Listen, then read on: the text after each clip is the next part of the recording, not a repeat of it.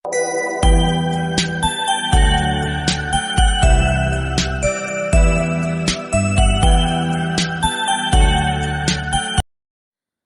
दोस्तों, welcome to my channel Hindi रोचक कहानियाँ।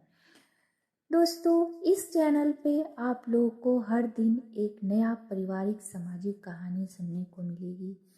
अगर कहानी आप लोगों को अच्छी लगे तो लाइक करें, सब्सक्राइब करें और कमेंट के माध्यम से बताएं कि ये कहानी आप लोगों को कैसी लगी। अब मैं तुमसे नहीं मिल पाऊंगी, ये बात सच है कि मैं भी तुमसे बहुत प्यार करती हूँ, पर अच्छा यही होगा कि हम लोग अलग हो जाएं। शीतल, तुमने ऐसे कैसे सोच लिया? तुम्हारे बिना तो मेरी सांसें रुक जाएंगी। तुम्हें नहीं देखता हूँ तो मन बेचैन हो जाता है। तुम्हारे बगैर जीना मेरे लिए संभव नहीं है। शीतल ने कहा, मैं कब तक घर वालों से बहाना कर मोहल्ले वालों की नज़र से छिप कर मिलती रहूंगी। अगर भैया को पता लग गया तो मुझे काट कर ही रख देंगे। तुम मरने की बात मत किया करो कृपा करके। अगर तुम्हें मेरी थोड़ी भी परवाह है तो मुझे भूलना नहीं। मेरे माँ बाप गरीब हैं मगर मुझे बहुत प्यार भी करते हैं। तुमसे प्यार के बदले मुझे सबसे घृणा मिलेगी। क्या तुम यही चाहोगे कि मेरे घर में ही लोग मुझसे भला बुरा कहें? शीतल, मैं अभी कमाता नहीं हूँ और सच है कि मैं तुम्हें बदनाम करना या स्वयं को बदनाम होना नहीं चाहता। तुम अगर 2 साल तक घर वालों को शादी के लिए रोक लो तो मैं कहीं न कहीं तब तक सेटल हो जाऊंगा। मुझे तुम 11 बजे दिन में छत से चेहरा दिखला दिया करना, तो शायद मैं कोशिश करूंगी पर वादा नहीं कर पाऊंगी। शीतल और तुषार दोनों एक रेस्टोरेंट में अगल बगल की कुर्सियों पर बैठे फुसफुसा कर बात कर रहे थे। बेटर ने तुषार से पूछा, कुछ और लाऊं? तो तुषार हड़बड़ा कर बोला कि 1 कप चाय दे देना। दोनों की ग्रेजुएशन हो चुकी थी और तुषार MBA कर रहा था। तुषार की चाय और शीतल की रसमलाई अब खत्म ही हो चुकी थी। तुषार ने बिल भुगतान किया और अपनी पुरानी बाइक पर शीतल को बैठने को कहा तो शीतल ने मना कर दिया। वह रिक्शा लेकर वापस अपने घर आ गई।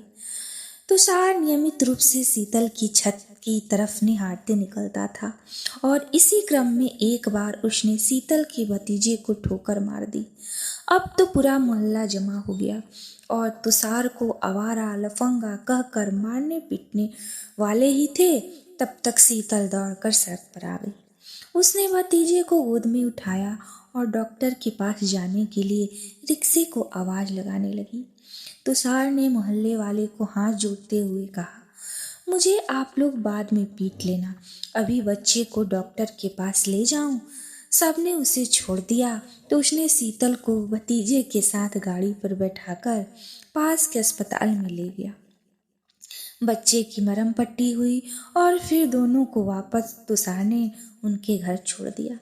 शीतल की माँ तुषार को डांट लगाने वाली ही थी, तभी भतीजा अंकुर बोल पड़ा कि दादी, आपने केले की छिलके सड़क पर फेंके थे, उससे गैया ने नहीं खाई और मैं अंकल की गाड़ी के सामने फिसल कर गिर गया और चक्के के ऊपर लगे लोहे से मेरी सर फट गई।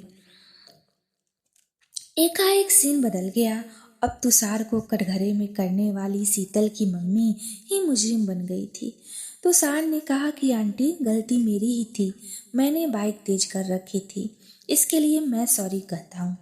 शीतल के पिताजी ने तुषार से उसका नाम पता पूछा और कहने लगे कि तुषार के पिता उनके बहुत अच्छे मित्र थे और कैसे उनके आकस्मिक मौत के बाद दोनों घरों के बीच का संबंध टूट सा गया।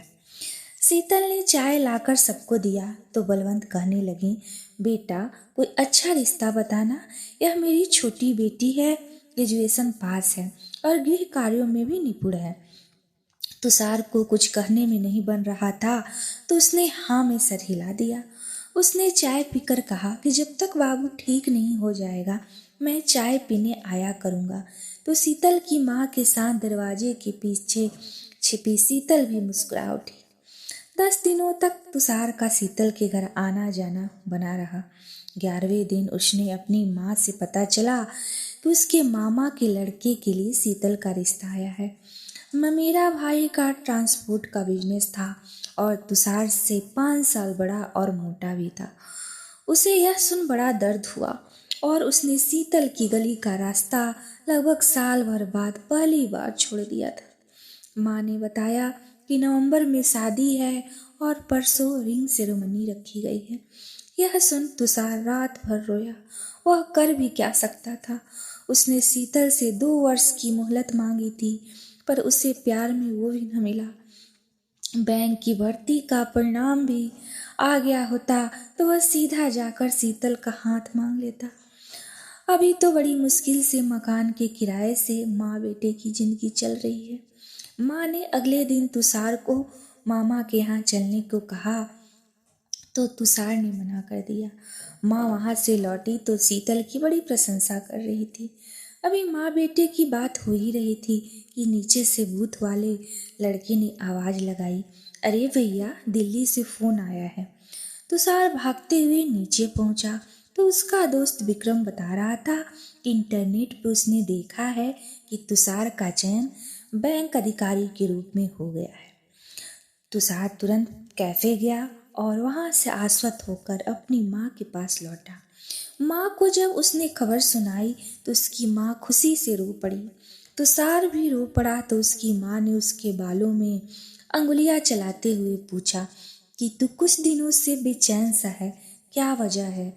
तुषार ने ना नुकुर करके बात टाली तो उसकी माँ ने कहा कि संजय की होने वाली पत्नी की तस्वीर तेरे कॉलेज वाली फोटो में है।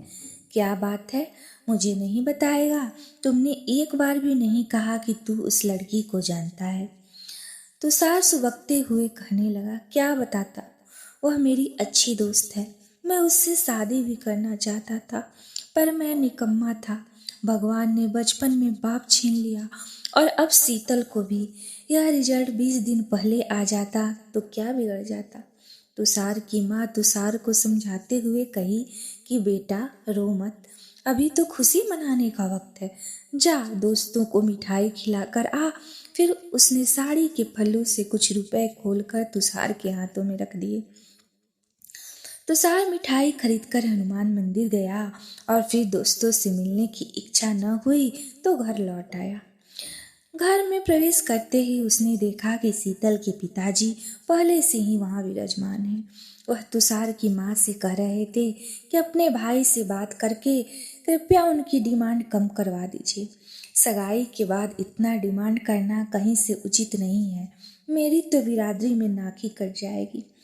तुषार की माँ बोल रही थी कि भाई साहब, मैं अपनी तरफ से कोशिश करूंगी, पर मैं इसके लिए आश्वस्त नहीं हूँ कि मेरी बात वहाँ सुनी जाएगी। मेरा बेटा होता तो मैं सुनती, जो आपकी मर्जी होती। वैसे शादी हो जाती, पर अपने भतीजे के मामले में मैं ज़्यादा नहीं कर सकती। पीछे तुषार खड़ा सब सुन रहा था तो तुषार की तरफ देखते हुए उसकी माँ ने कहा कि अंकल को मिठाई खिलाओ। तुषार ने मिठाई प्लेट में लाकर शीतल के पापा के सामने रख दिया तो वह पूछ बैठे कि क्या बात है, कोई खास बात है।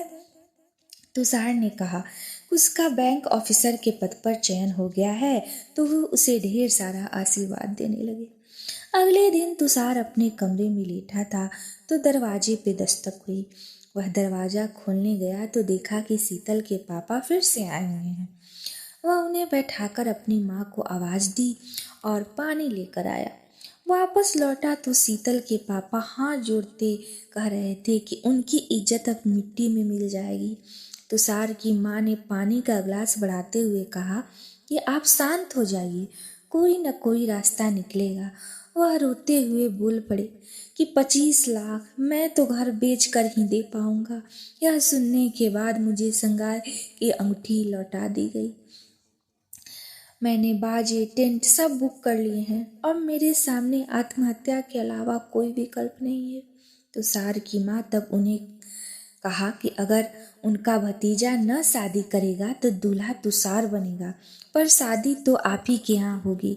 यह सुन सारा माहौल बदल गया और तुषार के मामा के मना करने के बाद सादे ढंग से शीतल के घर ही तुषार की शादी हुई। शीतल की सगाई हुई, शादी भी सादे ढंग से तय तिथि को संपन्न हुई। शीतल शादी के बाद मैके लौटी तो उसका भतीजा एकाएक बोल उठा कि उस दिन फूफा जी फुआ को छत पर देख रहे थे और मुझे टक्कर मार दी, तो सब अवाक रह गए। शीतल झूठ कहते हुए भतीजे का कान खींचने उसके पीछे भागी और भतीजा हंसते हुए आगे। दोस्तों, ये कहानी यहीं समाप्त होती है। अगर कहानी आप लोगों को अच्छी लगे तो लाइक करें, सब्सक्राइब करें और कमेंट के माध्यम से ज़रूर बताएं कि ये कहानी आप लोगों को कैसी